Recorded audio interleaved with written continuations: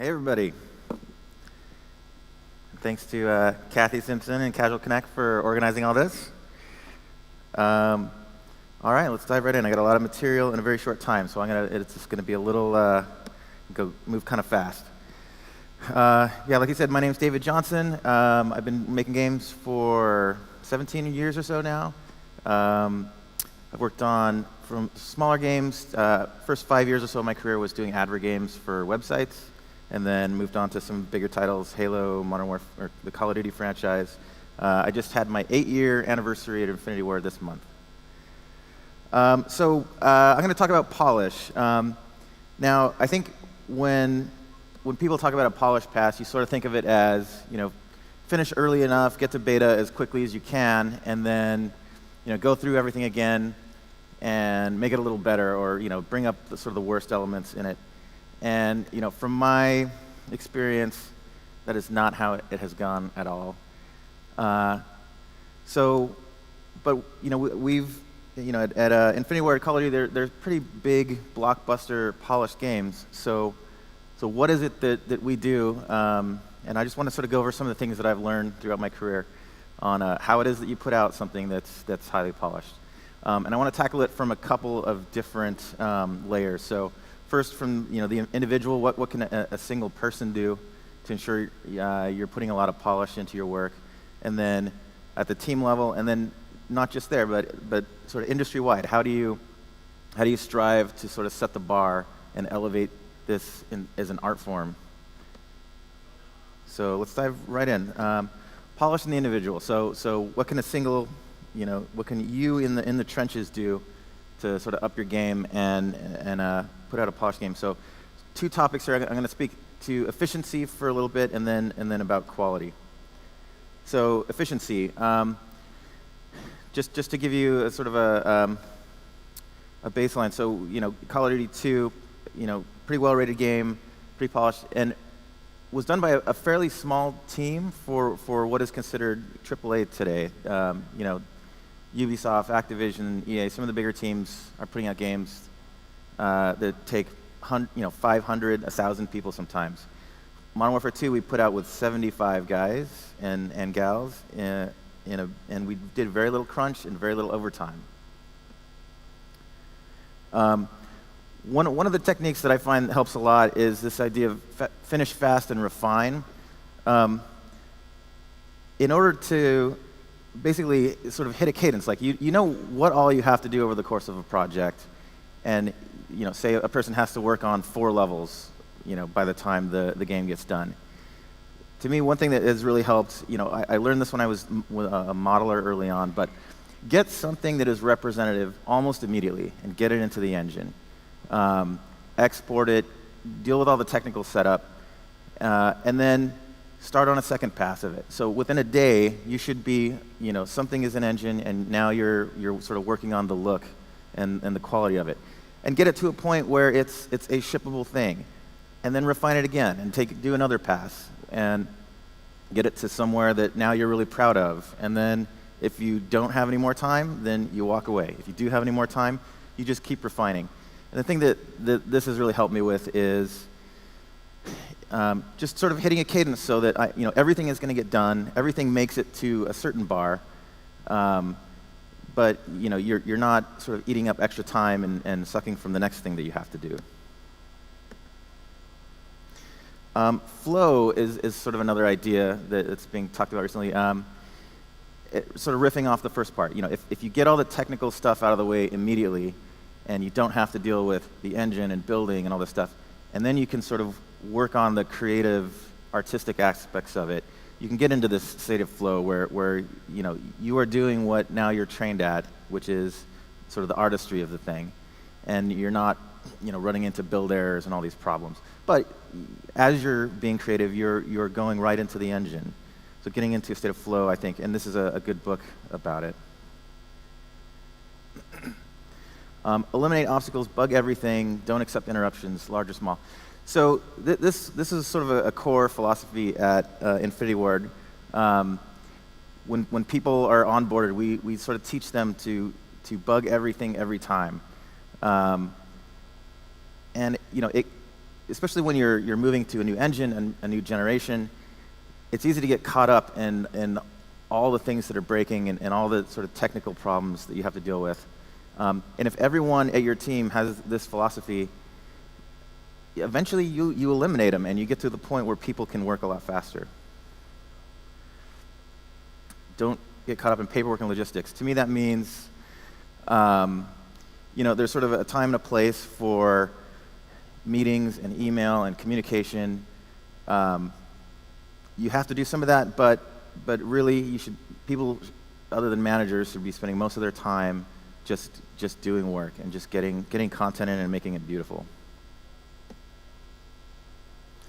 Noise control, this is one I still, I think we all struggle with these days with, Facebook and email and especially like going up to a manager level too, just the barrage of communications and meetings and emails. Sometimes, I find it's helpful to just sort of isolate days where I'm not dealing with any of this stuff. I literally just shut down Outlook and I want to accomplish things today. So that's important to do. And if, however, whatever time frame is good for you, if you can, maybe the mornings are where you deal with all this and then shut it down and try to be productive the rest of the day.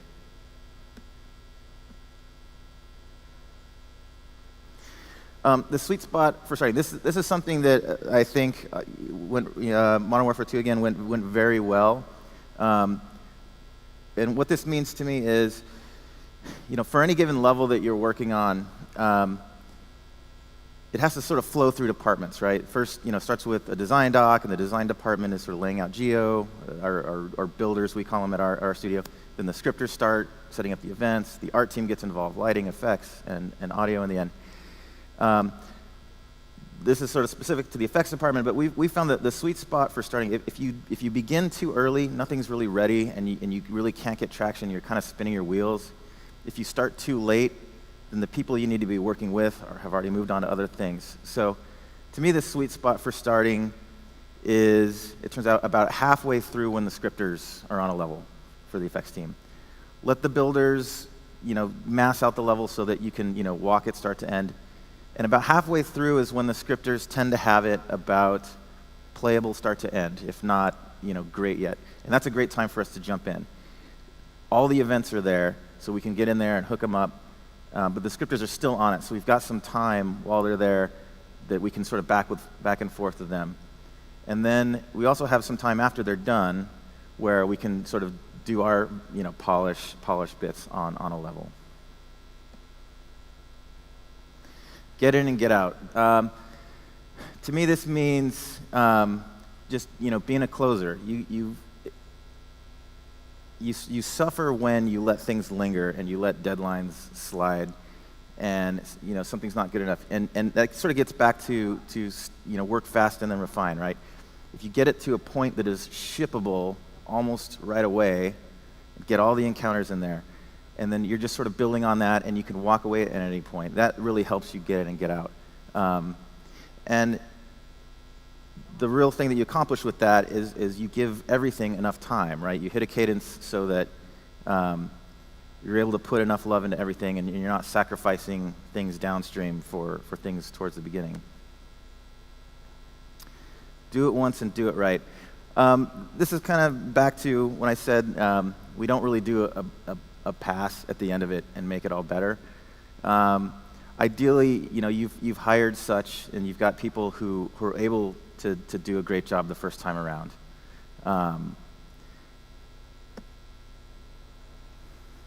Call and response. This is another thing that I've sort of found right away. That's really helpful. If there's meetings, there's logistics, there's emails and communication about questions and problems.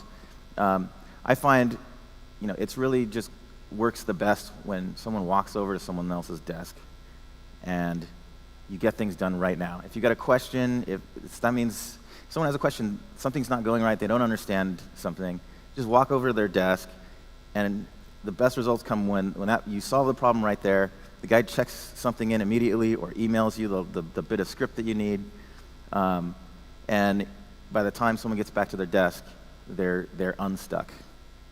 That really just helps move things forward. Quality now. That's a few things about efficiency. Now quality.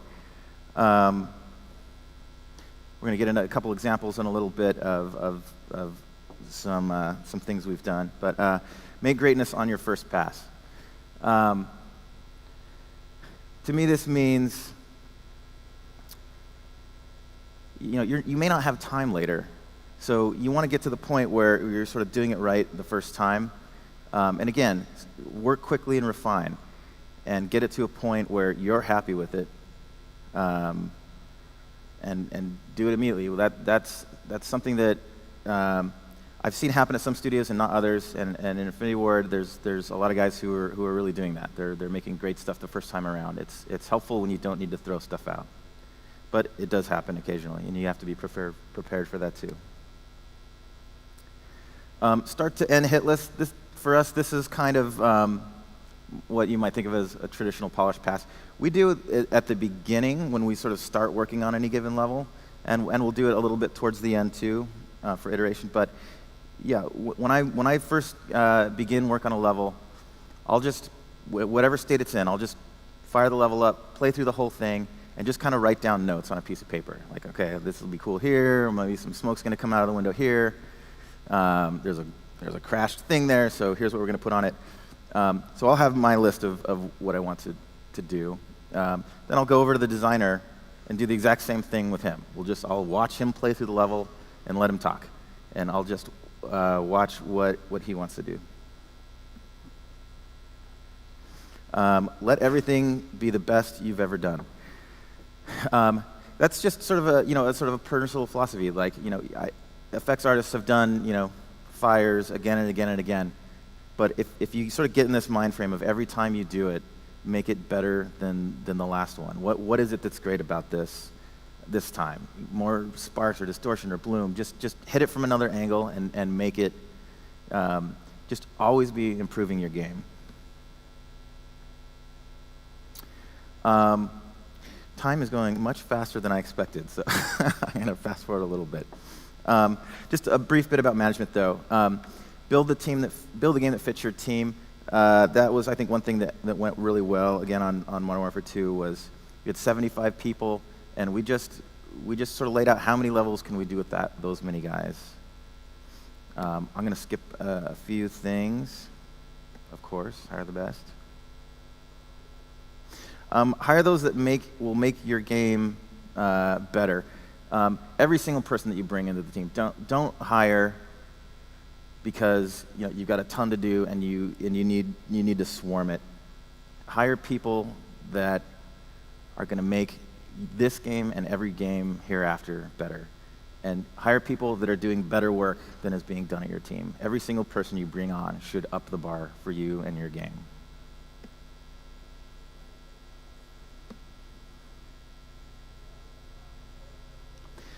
Many games managers have no manager. I think that's true. I think none of us got into this business because we had aspirations for middle management.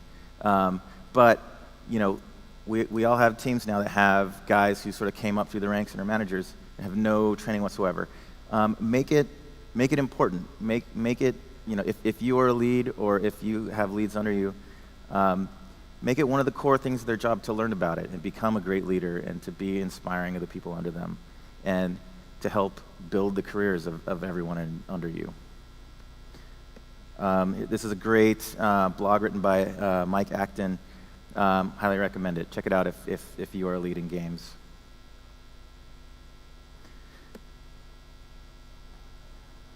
All right, polish in the industry. So looking for areas to shine. You want to create greatness on an individual level. You want your team to create greatness, but I think it's important to sort of look at the competition. Like, what are you comparing yourself to, and where can you do better than the other guys?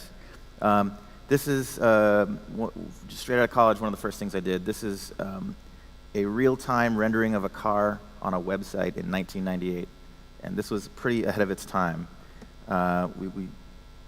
We saw stuff by Paul Devevic, who was doing image-based rendering stuff.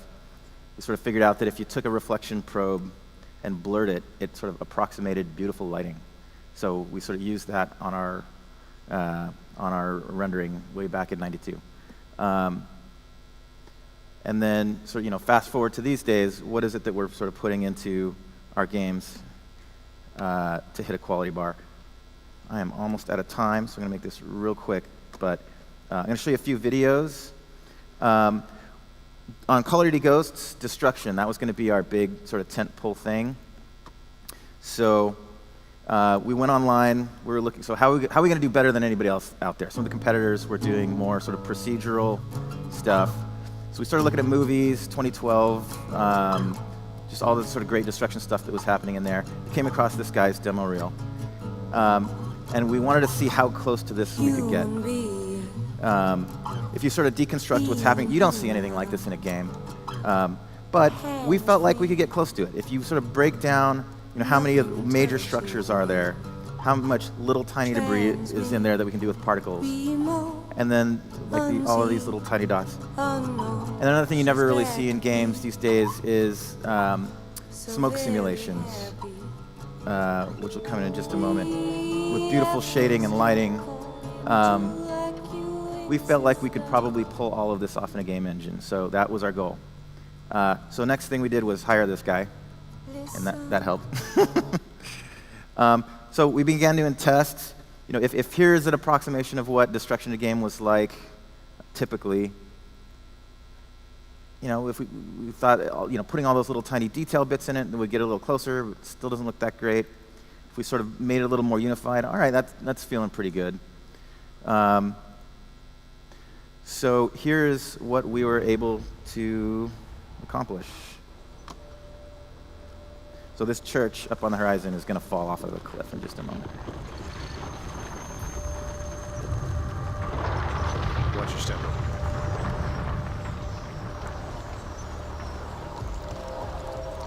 This is all running in-engine, 60 frames per second on a PS4. So we got the smoke simulation with shadows, big major pieces, tons of little tiny debris bits. Just a trouble. Sounds like trouble. There you go. So we're about out of time, ready for Q&A in just a moment. But so to me, overall themes are, sort of planning and team structure, hire the best, hit a cadence that helps you do a great job on all the stuff, don't slip deadlines, and always strive to put out some of the greatest work you've ever done in your life, every time. Thank you guys very much. Okay, we have a few minutes set aside for Q&A. Okay, so what I'm getting from the presentation is hire the best people, do things as fast as possible, do things as best as possible, and that's awesome. But what I'm wondering is what's the, from a project management side, who deals with the weakest links in, because that's the real problem when making a project. How do you set your deadlines? How do you do a review process? Who's in charge of making sure that nothing screws up? That is a good question. So that, I've seen that done many different ways at different studios. I'll tell you the most successful one that I have felt was sort of, back on Modern Warfare 2, there was none of that. We just had individuals, we had individuals responsible for doing that themselves. We had no tasks, pretty much no schedule, other than, here's how many levels we have to make, and here's how much time we have to make them, and here's who is on them. We would have, we would sort of come up with assignments for people, and we were hitting the cadence then of, we would do 2 levels at a time, and we'd have a couple of crews sort of stacking time against that, and we'd spend about 3 months on a level. So if you just sort of do that over and over again, about 7 or 8 times, and then the effects department, there were 2 of us on that game, and we would have to pull out about a level every month. That was the best one that I found. And we would just sort of riff. We'd check with each other as we went. I'm doing a thing. He's sitting right there. I'm like, hey, check this out. He's like, faster and bigger and more this and that. And then, we would get comments from sort of directors level reviews from time to time, but pretty much people were individually responsible, and and that's where sort of hiring comes into it, right? Hire people that are able to do that and be self-sufficient, and who are able to hit their deadlines. That was the most successful one that I've seen. Hey, loved your game, by the way. Thank you. My question is about mobile platforms, and most of the companies in Casual Connect are targeting mobile. And the beautiful destruction sequence that we saw, it requires form factor which is a bit more powerful. And I was wondering, what can you suggest to, considering the limitations of mobile today, what do you suggest, how to polish a mobile game to make it shine? I mean, obviously you can't have this level of destruction there. Right. Yeah, and all of this, there's sort of one economic scale that all of this is being accomplished at, right? But there's an entire spectrum across the industry. So I'll say that, for a good half of my career, I was doing casual games. I started out as a modeler doing models for 3D websites. I worked for about 5 years just doing advert games for companies' websites, which is sort of similar to, more similar to mobile work today. Again, hire talent, right? Hire people who are gonna give you a high quality bar. Outsourcing can be a reality today too. Make sure that if you're using outsourcers that you don't get their A team for the very beginning, and then they give you the C or D team for the rest of the production. And just aim to do the best work you've ever done every time.